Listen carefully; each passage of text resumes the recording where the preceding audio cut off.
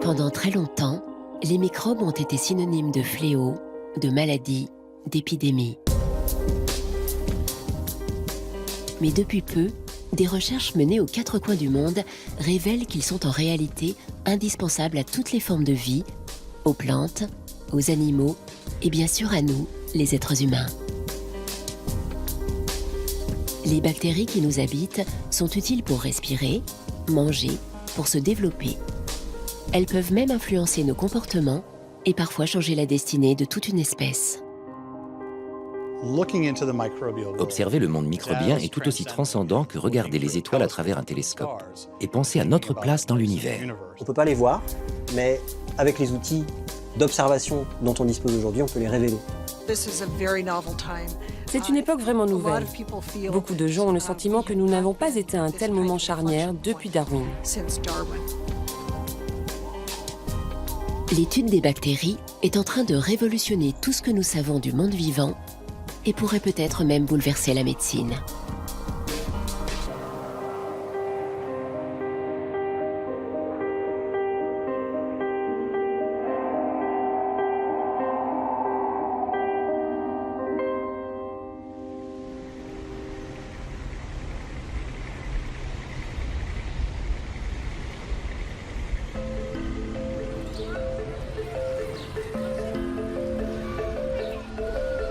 Nous ne les voyons pas, mais elles sont des millions, des milliards.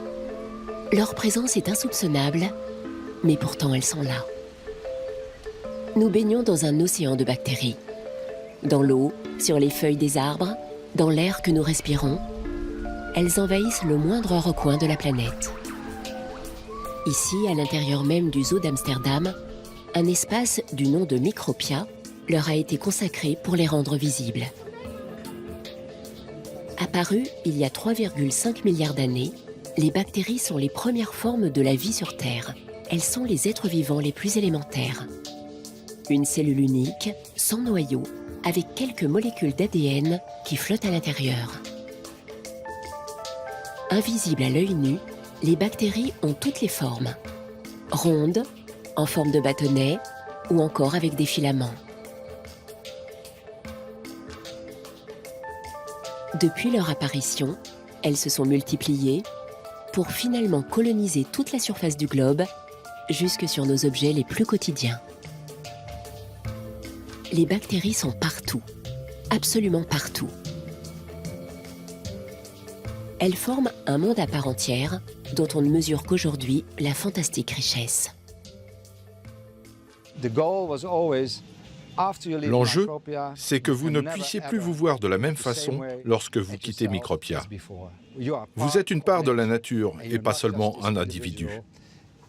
Vous êtes rempli d'autres organismes qui vous permettent de faire ce que vous faites. Nous vivons le début d'une nouvelle façon de penser, d'une nouvelle ère. Je pense que c'est comme quand Steve Jobs est sorti de son garage avec son premier ordinateur. Nous allons assister dans le futur à une énorme explosion dans tous les champs de la recherche.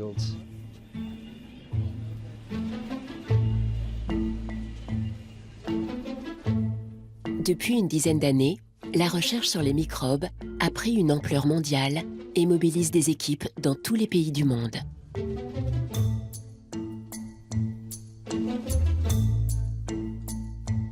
Tous les domaines des sciences du vivant sont concernés: biologie, génétique, médecine, études des comportements et même les sciences de l'évolution.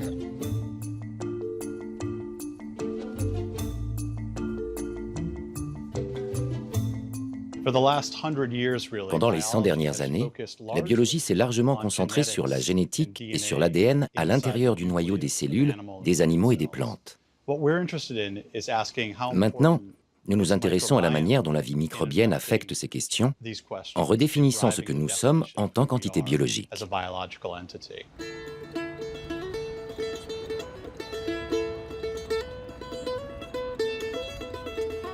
Ici à Nashville, Seth Bordenstein travaille à l'université de Vanderbilt.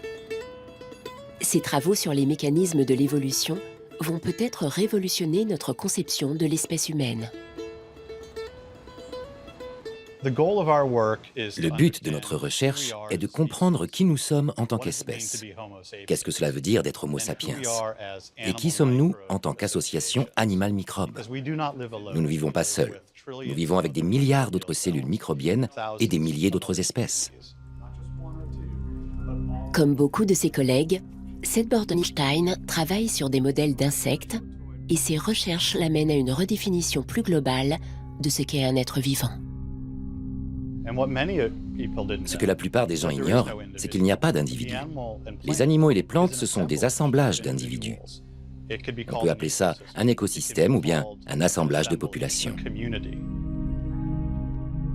Écosystème, assemblage, population, nos conceptions traditionnelles des animaux et des plantes sont en train d'être entièrement revues à travers l'étude des microbes. Car l'ensemble du monde vivant vit avec les bactéries et parfois même grâce à elles. Mais comment se passe cette coexistence étrange ?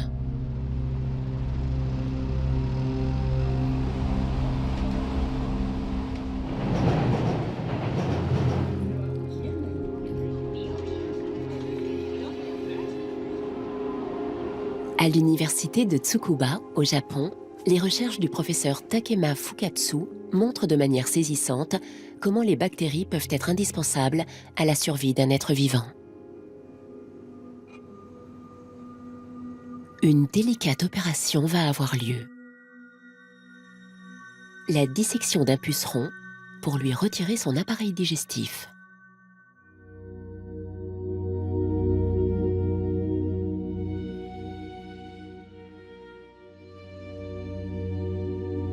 Le professeur Fukatsu recherche ici une cellule d'un type très particulier.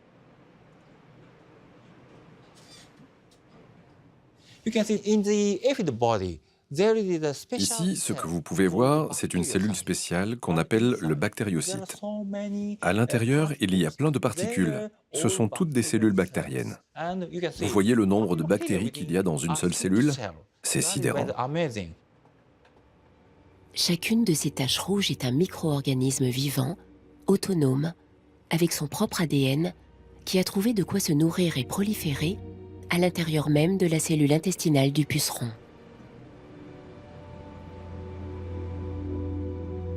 Invisible à l'œil nu, ce microbe baptisé Buchnera mesure à peine 3 micromètres, soit 3 millièmes de millimètre. Dans l'intestin du puceron, il y en a entre 5 et 6 millions.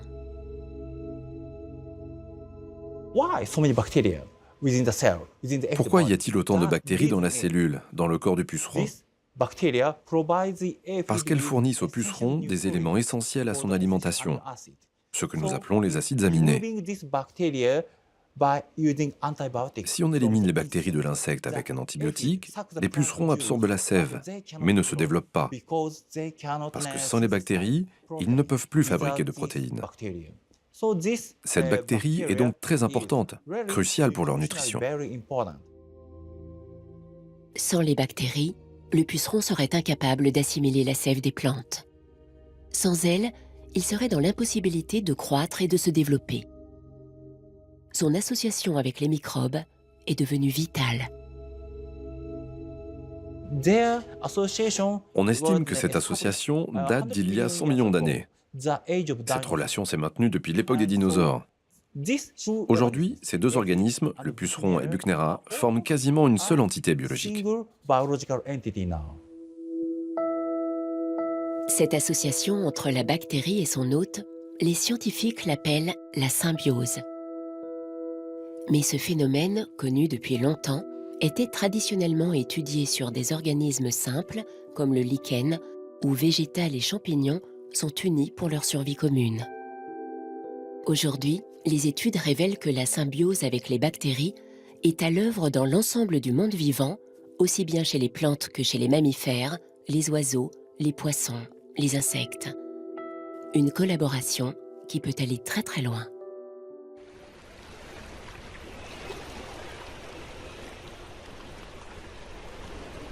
C'est au large des côtes de l'île d'Elbe, en Italie, qu'un petit ver marin et ses bactéries ont sidéré les chercheurs.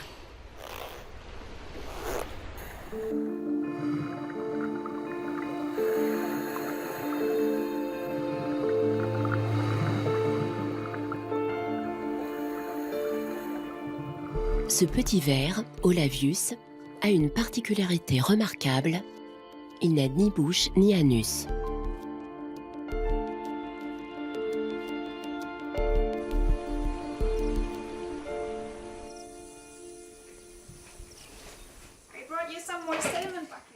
Perfect.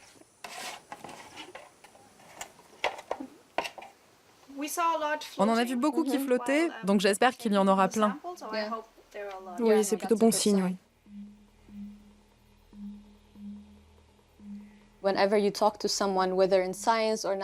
Quand vous dites à quelqu'un, qu'il soit scientifique ou pas, je travaille sur des vers qui n'ont pas de bouche, pas d'intestin ni de rein, tout le monde réagit en disant « Mais alors comment arrivent-ils à vivre ?»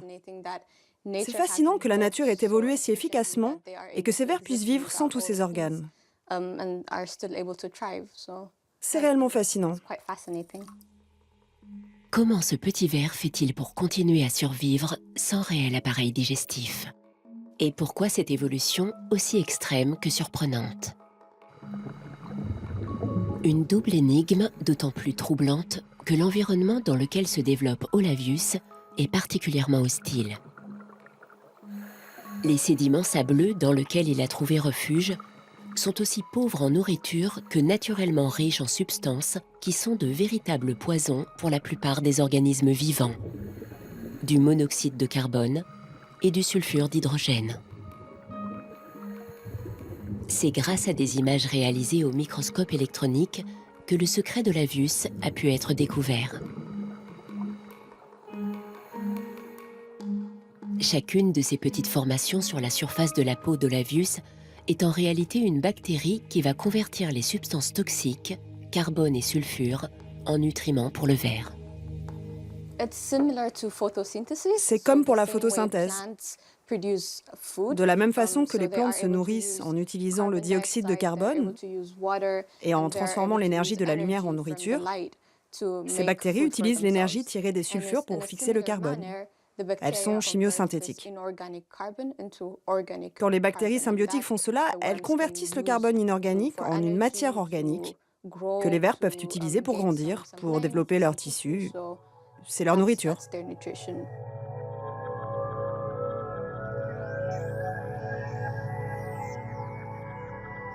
L'existence de ce ver dépend donc de sa capacité à procurer à ces bactéries les éléments essentiels à leur survie. Des éléments qui se trouvent à la fois dans les couches profondes du sable et à sa surface.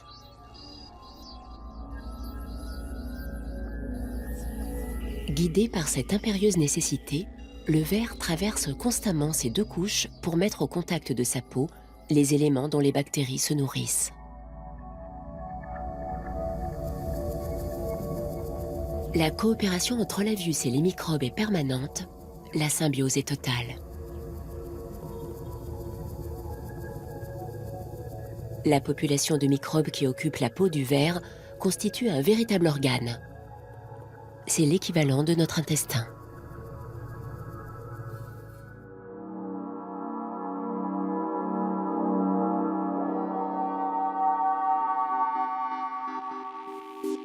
L'homme lui-même ne peut plus se percevoir comme une entité autonome. Les biologistes considèrent désormais l'ensemble des bactéries qui colonisent l'intérieur de notre corps comme un organe à part entière, au même titre que nos poumons, notre foie, notre cœur.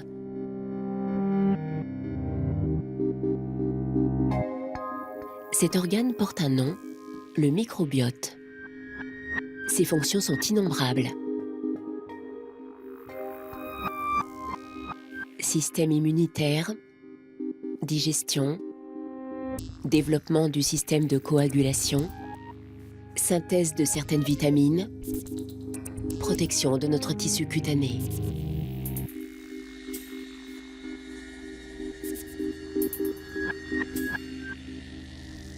Chez un être humain adulte, son poids total avoisine les 2 kilos.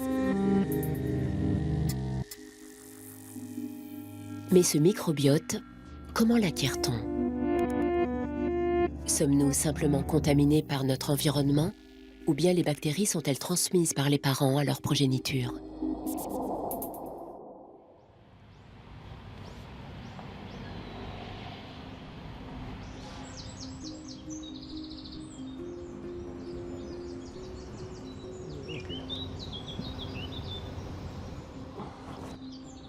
Le surprenant comportement d'une punaise, étudié par Takema Fukatsu, apporte des premiers indices.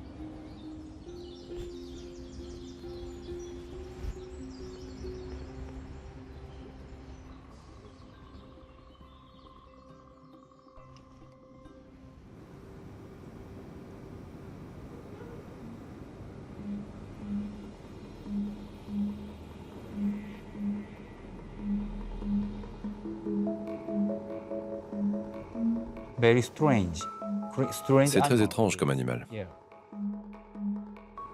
Cette punaise pond ses œufs dans une sorte de gelée qui les enrobe totalement. Lorsque les œufs éclosent en plein hiver, les larves mangent cette gelée pour se nourrir jusqu'à l'arrivée du printemps. Mais ce n'est pas sa seule utilité. L'un après l'autre, 20 à 30 œufs sont ainsi déposés en rangée sur l'écorce de l'arbre. Et quand la mère dépose ses œufs, ces bactéries symbiotiques se mélangent à cette gelée. En fait, cette gelée concentre plusieurs fonctions. Elle participe à la nutrition, à la croissance des insectes, et elle apporte aussi les microbes symbiotiques. Ainsi, génération après génération, les bactéries essentielles se transmettent aux punaises grâce à cette gelée maternelle.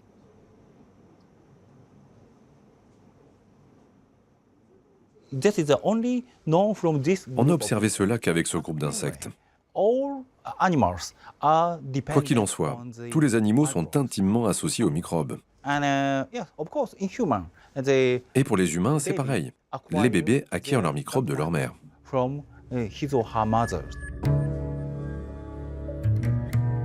Comme pour les punaises, chez l'homme et chez tous les mammifères, un processus crucial se joue au moment de la naissance. C'est à ce moment précis que le nouveau-né va acquérir et développer son microbiote. Après avoir passé 9 mois à l'abri de la plupart des bactéries extérieures, le nouveau-né entre en contact avec les microbes qui lui seront indispensables pour le reste de son existence. Donc à la naissance, c'est le choc. Le fœtus va être contaminé par sa maman. La maman va lui transmettre des microbes qui sont présents dans le vagin, dans l'anus, sur la peau. Et donc c'est l'invasion, si je puis dire. Et ensuite, après, le bébé va se nourrir au lait maternel. Et donc ce lait, lui, va aussi sélectionner les microbes. Et ensuite, quand il passe à la nourriture solide, eh bien, de nouvelles bactéries vont venir s'installer dans le bébé. Et puis ces nouvelles bactéries sont celles qu'on va garder, qu'il va garder plus ou moins jusqu'à la fin de sa vie. Et dès la naissance, l'invasion bactérienne va être à l'origine de la création d'un système biologique essentiel à la survie, le système immunitaire. Les organes de ce système, la moelle osseuse, la rate ou les ganglions, produisent des lymphocytes, des cellules qui, avec leurs anticorps, sont chargées de contrôler l'activité des microbes et, si nécessaire, les neutraliser. De façon surprenante, ce système de défense immunitaire a besoin des microbes pour se mettre en place. C'est pourquoi des bébés nés sous césarienne peuvent avoir au début de la vie un système immunitaire moins efficace que celui des bébés qui sont nés naturellement. C'est un peu comme finalement le sport. Pour être performant, eh bien, il faut s'entraîner tout le temps. C'est tout à fait vrai. C'est tout à fait vrai pour le système immunitaire. Le système immunitaire qui n'est pas entraîné, c'est-à-dire qui n'est pas en contact permanent avec les microbes, est beaucoup moins performant. Puis, au cours de son développement, l'être humain va être en contact avec de plus en plus de bactéries. Au fur et à mesure, son système immunitaire va se renforcer et la population bactérienne qui l'héberge va croître dans des proportions gigantesques. À l'âge adulte, un être humain est composé au moins d'autant de bactéries que de ses propres cellules.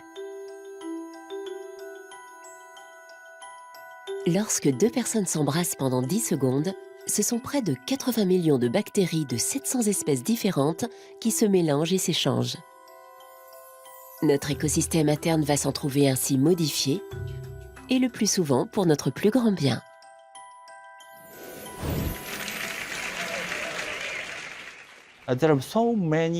Il y a beaucoup de microbes bénéfiques.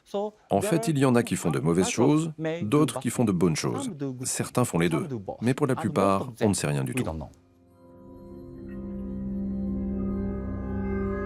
Pendant plus d'un siècle, les microbes ont été considérés comme des porteurs de maladies contre lesquelles nous devions lutter à coups d'antibiotiques et d'antiseptiques. Cette conception de la pratique médicale est largement questionnée aujourd'hui. De nos jours, une infection bactérienne, on la traite avec des antibiotiques. L'antibiotique va être incapable de cibler une bactérie bien précise. Elle va tuer la bactérie responsable de la pathologie et plein d'autres bactéries. C'est pourquoi les médecins déconseillent désormais le recours systématique aux antibiotiques. On estime à moins de 1% la proportion de bactéries nocives pour notre organisme.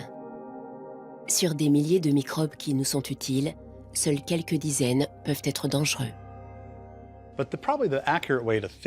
Finalement, la façon la plus précise de considérer les microbes est de penser qu'ils ne sont que des microbes.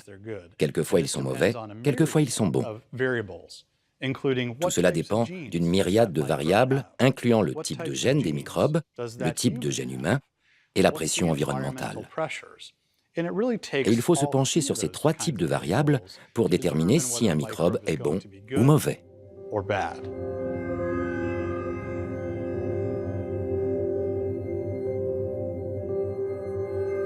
Les microbes sont donc des acteurs essentiels de notre santé. Rien que dans notre intestin, on a dénombré 19 000 fonctions différentes assurées par des bactéries de plus de 160 espèces. C'est ce que l'on appelle communément notre flore intestinale.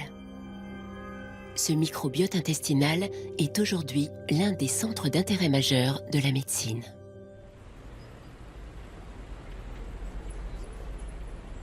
À Heidelberg, en Allemagne, l'équipe du Dr Pierre Bork, l'une des pionnières dans l'exploration du microbiote intestinal, mène une étude de dimension mondiale. Il ne s'agit rien moins que de collecter des excréments humains venant du monde entier afin d'en étudier la composition microbienne. Développé sur le web, le projet a déjà recueilli les contributions de nombreux volontaires.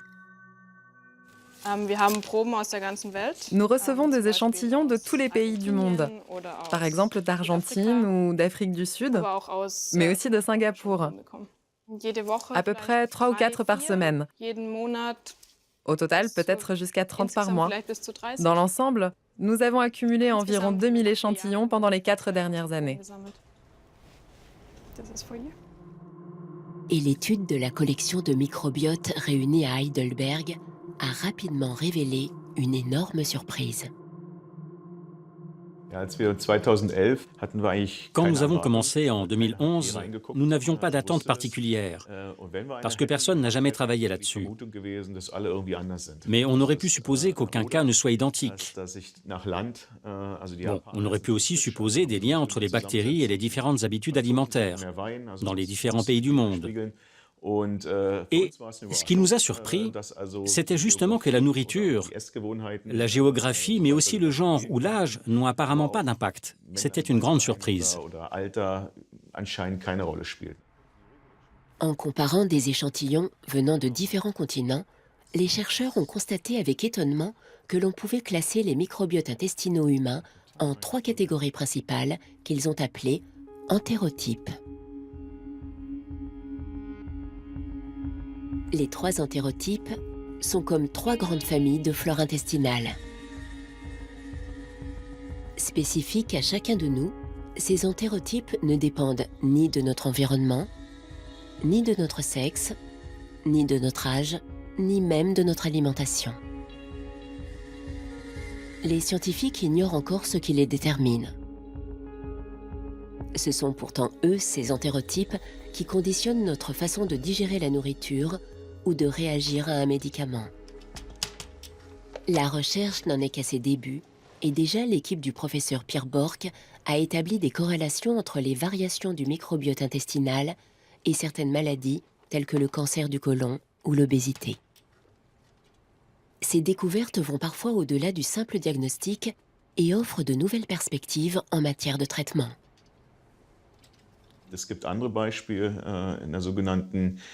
Il y a d'autres exemples également. telles que les greffes fécales, c'est-à-dire des greffes de selles d'une personne à une autre. C'est un travail un peu répugnant, mais il aide à lutter contre certaines maladies infectieuses qui ne peuvent pas être guéries avec des antibiotiques. La greffe fécale est efficace dans plus de 90% des cas. On pourrait encore élargir ces recherches. Un usage de ces connaissances pourrait permettre, par exemple, de trouver pour un patient le bon donneur pour une greffe intestinale, c'est-à-dire transmettre avec le bon entérotype, ce qui augmenterait le taux de réussite. Le principe de transfert de microbiote intestinal pourrait bien révolutionner la médecine. Dans le monde, de nombreuses équipes travaillent désormais à de nouvelles solutions pour soigner des patients atteints de maladies métaboliques tels le diabète et surtout l'obésité.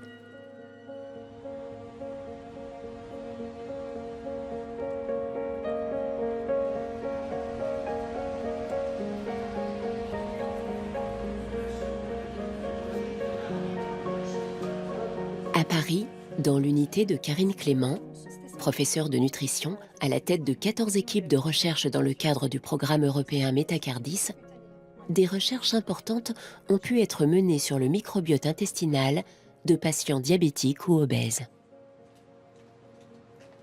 Ce qui a été un bouleversement dans le domaine, ce sont les modèles animaux au départ. C'est-à-dire que vous prenez un animal non obèse, sans germe, vous lui transférez la flore intestinale d'un animal obèse, il va développer en 15 jours une obésité. L'expérience spectaculaire sur l'obésité des souris a eu un retentissement considérable lors de sa publication. Les souris ayant reçu la flore intestinale de souris obèses avaient presque doublé de volume au bout de 15 jours. Mais étrangement, le phénomène fut de courte durée. Quelque temps après l'expérience, toutes les souris avaient fini par retrouver leur métabolisme d'origine, alors qu'elles avaient reçu exactement la même alimentation. Personne ne comprend encore ce qui s'est passé. Mais il est désormais certain qu'un mauvais fonctionnement de notre microbiote est en cause dans l'obésité.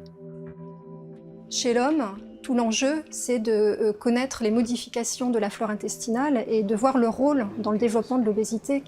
Et on a fait aujourd'hui des observations où on a montré que les personnes obèses avaient une perte de diversité de la flore intestinale.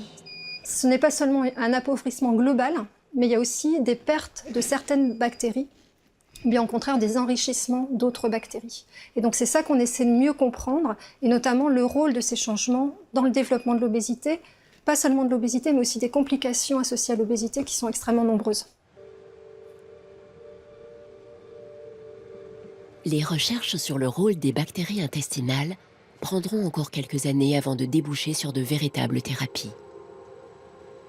Mais aujourd'hui, il ne fait plus de doute pour les médecins que les microbes sont des facteurs déterminants du fonctionnement de notre organisme.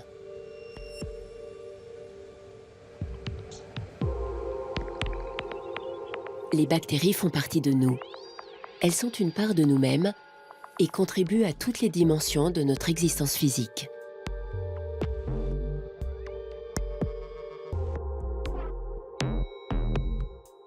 Elles sont les premières formes de la vie et se sont immiscées dans toutes les étapes du développement du monde vivant. Les microbes accompagnent des groupes entiers, des populations entières. Ils sont indissociables des espèces qu'ils colonisent et il semblerait qu'ils jouent un rôle déterminant dans la manière dont les sociétés animales s'organisent et communiquent.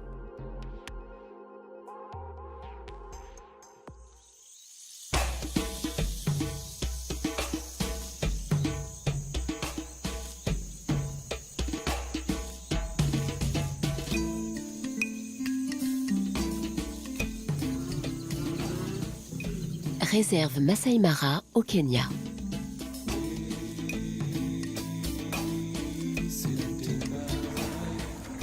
Ici, une équipe de l'université de Détroit étudie le rôle des bactéries au sein d'une espèce dont la réputation n'est pas des plus avenantes, la hyène.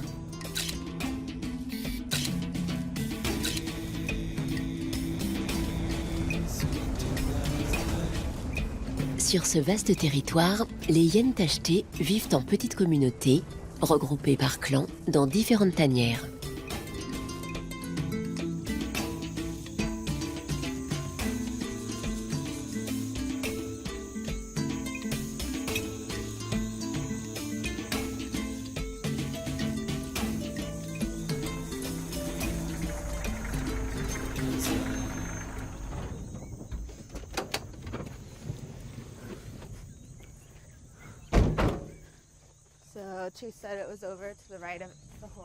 Pendant leur mission de plusieurs mois, Tracy Montgomery et Ellie Strauss sillonnent le terrain à la recherche des traces bactériennes laissées par les hyènes.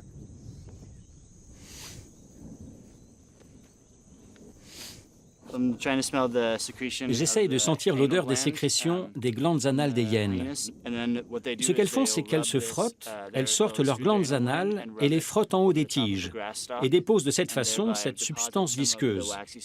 Et les autres hyènes vont venir la renifler, trouver que c'est potentiellement intéressant, et déposer leurs sécrétions à leur tour, éventuellement sur celle d'un autre individu. De retour au campement, les sécrétions sont triées, classés, répertoriés. Pour les hyènes, ces dépôts fonctionnent comme des messages olfactifs que les animaux laissent à l'intention de leurs congénères. Mais ces messages dépendent-ils des populations de bactéries qui colonisent le corps des hyènes? Autrement dit, peut-on faire un lien entre le microbiote et l'organisation sociale des hyènes? Pour le savoir, il faut remonter à la source.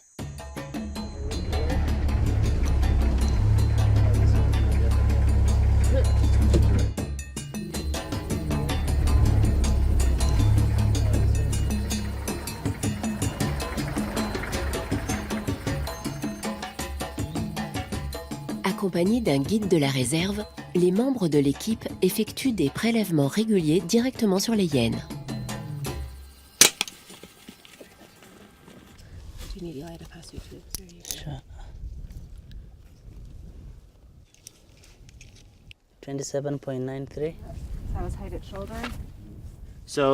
Là, nous allons prélever les sécrétions sur cette hyène. Juste là, vous voyez son anus, et juste au-dessus, une sorte de clapet qui couvre les glandes anales. C'est dans ces glandes que les sécrétions sont produites. C'est un mélange entre les sécrétions de la glande et les bactéries qui vivent à cet endroit-là.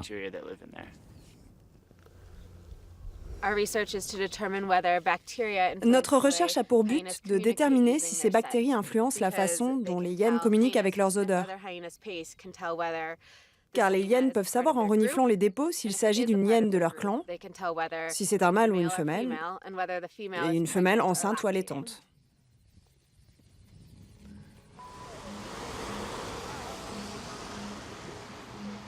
Une fois prélevés, les échantillons sont envoyés directement au laboratoire américain dans le Michigan. Ici, à Détroit, Kevin Tess coordonne les recherches menées au Kenya.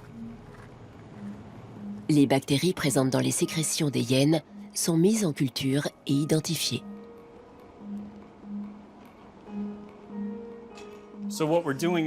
Dans ces chambres, nous cultivons les bactéries qui viennent des sécrétions des hyènes tachetées pour étudier les odeurs produites par ces différentes bactéries. Les premiers résultats ont donné lieu à une révélation étonnante. Les odeurs, qui constituent un véritable langage pour les animaux, dépendent directement des microbes qu'ils portent en eux. Tout d'abord, nous avons démontré que les bactéries varient selon les individus en fonction de l'espèce, du sexe et du cycle de reproduction. Ensuite, nous avons prouvé que les bactéries produisent leur propre odeur, indépendamment des hyènes. Ainsi, ce sont les bactéries qui portent les messages que les hyènes s'échangent entre elles. La hyène, une fois qu'elle a reniflé les sécrétions d'une autre hyène, sait si elle appartient à son espèce, quel est son sexe et si elle peut s'accoupler ou pas. Et cela grâce aux bactéries. En d'autres termes, les chercheurs ont réussi à montrer que les microbes participent à la communication et aux relations sociales entre les animaux.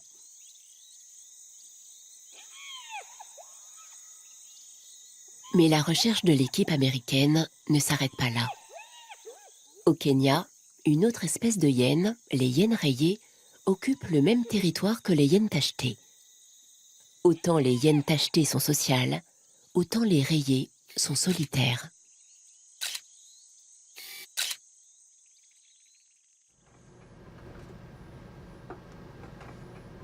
À Détroit, Kevin Tess a comparé les populations de bactéries pour chacune des populations de hyènes. Et là, surprise, les microbes des deux espèces de hyènes sont radicalement différents.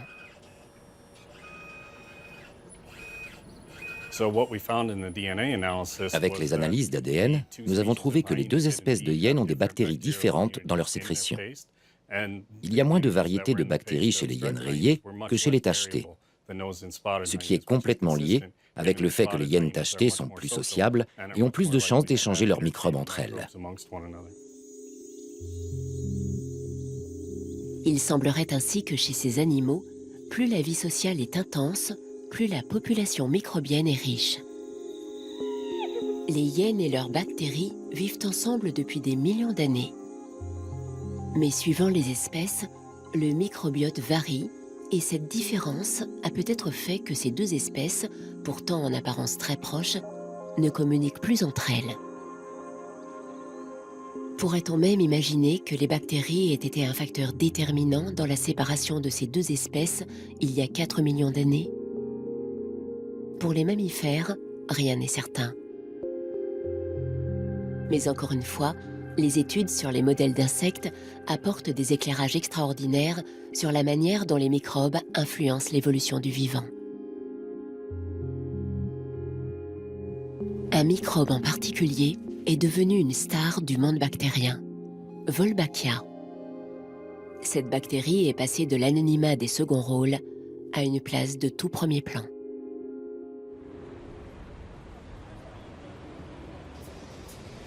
Au début des années 90, les chercheurs ont découvert l'étonnante capacité de Wolbachia à se répandre très vite dans diverses populations d'insectes sans qu'ils puissent l'expliquer. À Lyon, une équipe du CNRS s'est penchée sur les stratégies de reproduction de cette bactérie dans des populations de minuscules guêpes. Elle se révèle diabolique. Ouais, elle est pas mal, on voit bien l'accumulation des Wolbachia qui sont vraiment au pôle postérieur. En gros, là, chaque point bleu, c'est une bactérie. D'accord. Les chercheurs ont rapidement surnommé Wolbachia la manipulatrice de reproduction. Car dès qu'elle infecte une micro-guêpe, la bactérie va en contrôler la sexualité. Wolbachia a une double particularité. D'abord, elle ne se transmet que par les femelles, de mère en fille. Et ensuite, elle permet aux guêpes femelles de se reproduire toutes seules sans avoir besoin des mâles. On a isolé en fait des femelles dans ces différents tubes, donc qui proviennent soit de populations où Wolbachia est fixée, tous les individus portent Wolbachia, soit de populations où Wolbachia est absente. Donc dans les deux cas, on a des femelles vierges, et donc l'idée c'est qu'on va venir introduire des mâles dans ces deux tubes et regarder un petit peu ce qui se passe. Et ça va pouvoir illustrer un petit peu les conséquences à long terme des infections par Wolbachia. Voilà, donc là j'ai récupéré quelques mâles.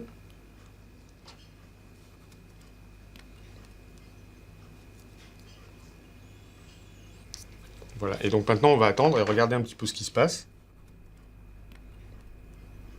Voilà, donc là par exemple on voit un mâle, donc là il commence à monter sur la femelle, voilà, et puis donc là l'accouplement débute. Et donc là voilà, on a un accouplement qui va durer entre, on va dire, 10 et 20 secondes, donc c'est assez rapide. Donc voilà, dès lors qu'on introduit ces mâles avec des femelles vierges qui sont dépourvues de Wolbachia, eh bien assez rapidement on va voir que des accouplements se produisent entre ces mâles et ces femelles. Donc maintenant on va voir ce qui se passe quand on introduit donc ce même type de mâle, mais cette fois avec des femelles qui sont infectées par Wolbachia, et ça depuis quelques générations.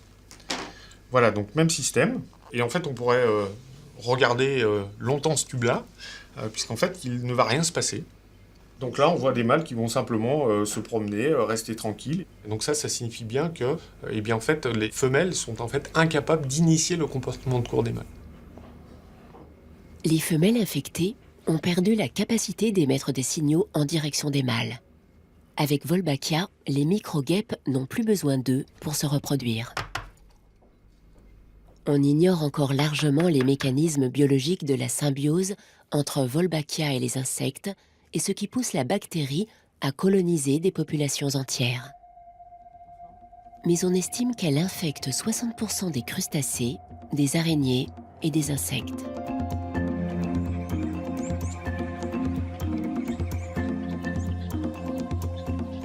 Plus généralement, les biologistes commencent à comprendre que les bactéries ont eu un rôle essentiel dans les mécanismes fondamentaux de l'évolution du vivant. Au cours de millions d'années, la nature a créé les formes les plus diverses de la vie, avec à chaque fois de nouvelles modalités de symbiose entre les êtres vivants et les microbes. Pour comprendre ces mécanismes, les scientifiques doivent désormais découvrir les processus moléculaires à l'œuvre entre les bactéries et leurs hôtes.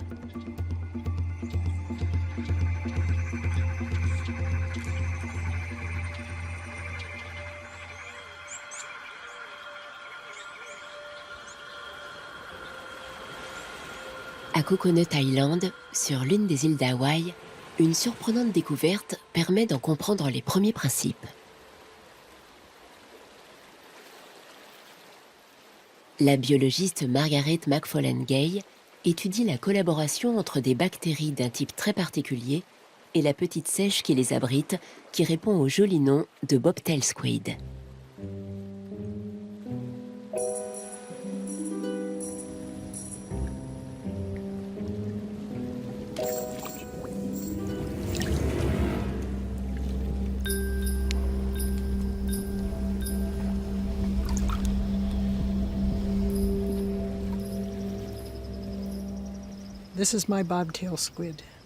Ça, c'est ma seiche. C'est un beau spécimen. Elle est de taille moyenne et très bientôt, elle sera assez grosse pour faire partie de la colonie de reproduction.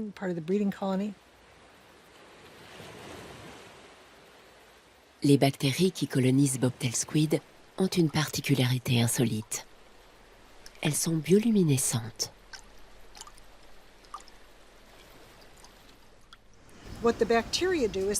Ces bactéries produisent de la lumière qui est diffusée à travers le ventre de l'animal. Elle imite la lumière de la lune et annule donc l'ombre de la seiche. Cela crée un camouflage. C'est une stratégie de défense contre les prédateurs.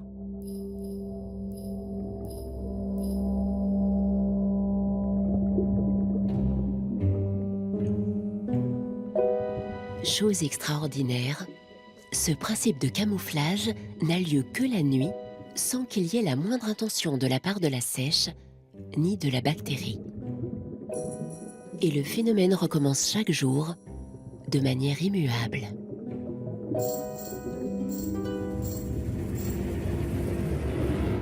L'équipe de Margaret McFarlane-Gay a fini par découvrir que ce mécanisme ne se déclenche qu'à partir du moment où le nombre de bactéries dépasse un certain seuil.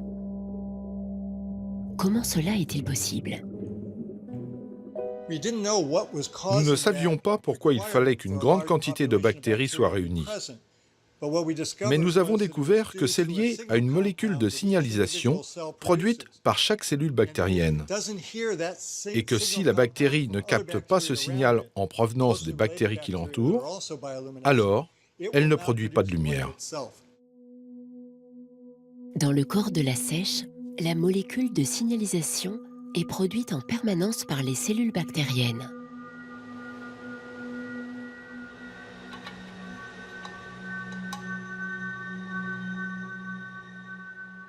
Pendant la journée, les bactéries se multiplient et produisent la molécule.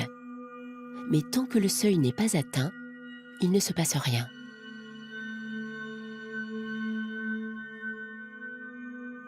Ce n'est que lorsque sa concentration est suffisante dans les organes de la seiche, après de nombreux cycles de reproduction, que la bioluminescence se déclenche chez la bactérie.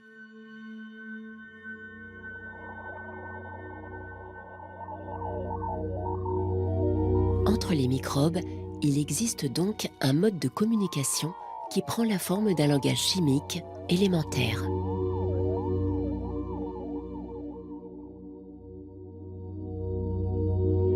L'ADN des bactéries envoie des messages aux cellules de l'organisme qui, à leur tour, communique avec les microbes.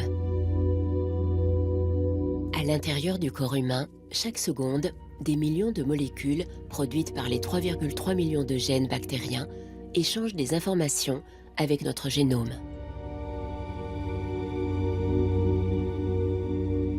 Pour l'instant, le langage moléculaire des bactéries est largement méconnu et les voies de transmission qu'il emprunte restent encore secrètes.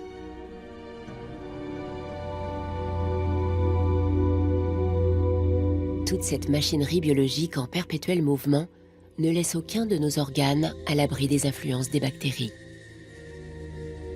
Cela irait-il jusqu'à notre cerveau? Là encore, les expériences sur les modèles animaux, et particulièrement sur les souris, vont livrer des informations inattendues.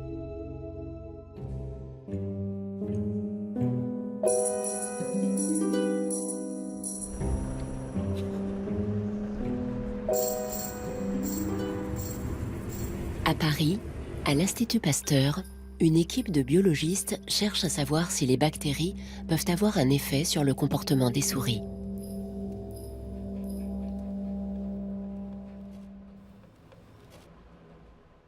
Donc ces souris-là, en fait, sont des souris qui ont été élevées dans des conditions stériles. Donc depuis la naissance, où elles sont nées sous césarienne, elles sont gardées dans des isolateurs où il n'y a absolument aucune bactérie. Donc elles vivent sans microbiote depuis leur naissance. Dans cette expérience, l'équipe de l'Institut Pasteur a préparé un autre groupe de souris nées et élevées dans des conditions normales, c'est-à-dire au contact des microbes. Les scientifiques vont comparer les deux groupes. Le principe de ce test ici, c'est de mesurer le niveau d'anxiété des souris. Donc on place la souris au centre de la croix, et cette croix est composée de 2 branches sans parois, avec du vide autour, et de 2 branches avec des murs, des parois. Et la souris fait face à un dilemme, puisque naturellement, étant un animal curieux, elle aura tendance à vouloir explorer ses bras avec du vide, mais c'est assez anxiogène pour elle. Donc c'est plus rassurant de se situer dans les bras fermés avec des parois. Et le résultat est surprenant. Les deux groupes de souris réagissent très différemment à l'expérience. On se rend compte que les souris stériles sont moins anxieuses que les souris normales. Donc visiblement, les bactéries de l'intestin influencent, on ne sait pas encore comment, mais influencent le comportement et le niveau d'anxiété des souris. Moins anxieuses, les souris sans bactéries prennent plus de risques. Les souris normales, elles, sont en quelque sorte davantage conscientes du danger. Mais que se passe-t-il à l'intérieur du corps des souris? Quels sont les processus biologiques, au niveau moléculaire et cellulaire, qui permettent aux bactéries de dialoguer avec le cerveau? L'une des pistes, c'est le système nerveux entérique, puisque l'on sait qu'il y a certains nerfs qui partent de notre cerveau et qui vont aller jusque dans l'intestin. Et donc, il est possible que certains messages, signaux, passent par ces nerfs-là et remontent l'information de l'intestin jusqu'au cerveau. D'autres hypothèses parlent de certaines molécules. Il est possible en fait que les bactéries de l'intestin diffusent des molécules ou diffusent même des parties d'elles-mêmes, inertes, qui passent dans le sang et ensuite du sang atteint éventuellement le cerveau.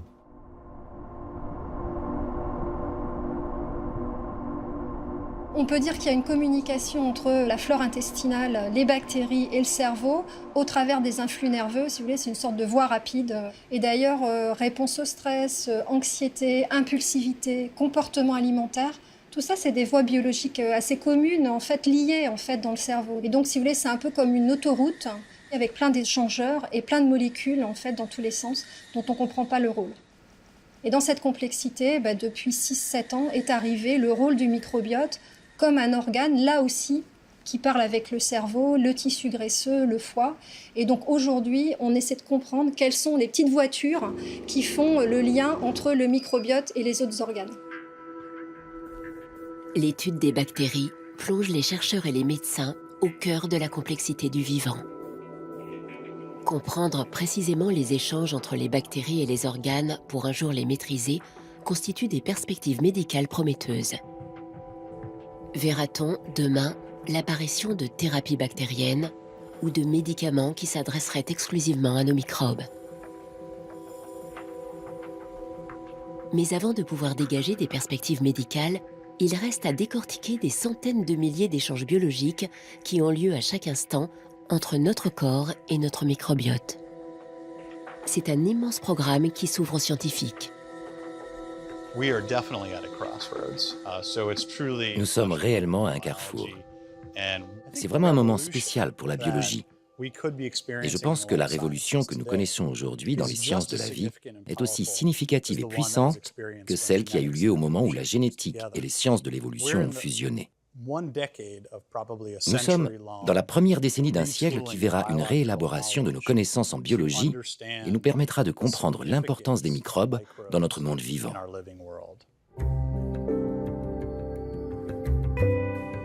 La recherche sur les microbes n'en est qu'à ses débuts. Le Nouveau Monde est fait de milliards d'êtres microscopiques qu'il reste à découvrir et qui peuplent notre monde sans que nous en ayons conscience. Désormais, nous ne pouvons plus concevoir les êtres vivants comme des individus isolés, mais comme des écosystèmes pris dans une multitude d'interactions biologiques. Après avoir été combattues pendant des dizaines d'années, peut-être les bactéries vont-elles demain bouleverser notre façon de soigner certaines de nos maladies. Déjà, elles transforment radicalement la manière de nous voir nous-mêmes. Nous sommes familiers de la notion d'individualité. Je suis humain, c'est un chien, ou c'est une tulipe. Nous ne sommes pas une entité unique, mais nous sommes une communauté complexe de micro-organismes. Tout ça pose la question, qui conduit le bus? Qui décide? En gros, c'est qui sommes-je ou qui suis-nous? En vérité, je pense que personne ne conduit le bus. Tout le monde le conduit simultanément. Qu'est-ce qu'un individu? C'est une question éminemment philosophique. Nous sommes réellement en train de changer notre façon de nous percevoir en tant qu'êtres humains.